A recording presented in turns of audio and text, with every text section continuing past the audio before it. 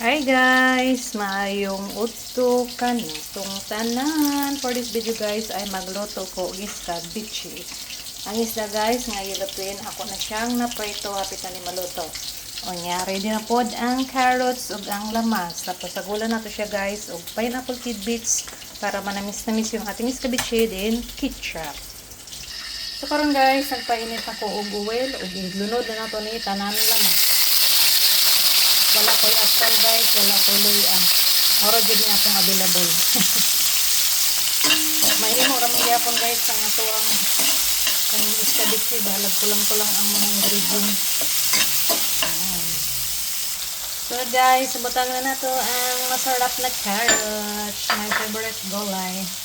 Mga kurang lanlanon. Kami siya pilawon guys. Sarap. So, ito aling karawang. Next guys, magbutang tag tubig. Magamay lang dyan guys. Namula po lang sa gulay. Tapos, vinegar, mga isa ka luwag. Depende sa inyo ang gusto guys. Kung gusto nyo mas aslom-aslom pa inyong iskabitsi. Yan. Tapos, ketchup. Tama-tama rapsad guys, nga mupulo siya, mupula siya. Naras niyo, doon yun ng isa ka pack. Ako, 1/4 lang guys. So, yun lang. Timpla sa ta guys, upang palasa, mga isa lang sa kaluwag nga tuyo. Tilawan na natin niya guys kung tabang ra mag-adrata. Sunod guys, pang palami, syempre ang ating paboritong magic sarap at saka yung pepper. At atong paghalo-haloin na sad guys. Diba? Napaka-easy lang yung ating recipe ngayon. Charot.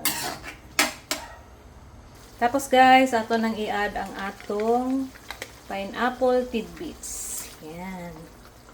At mag-add tayo ng konting sugar guys para mas manamis-namis pa talaga yung ating iskabeche.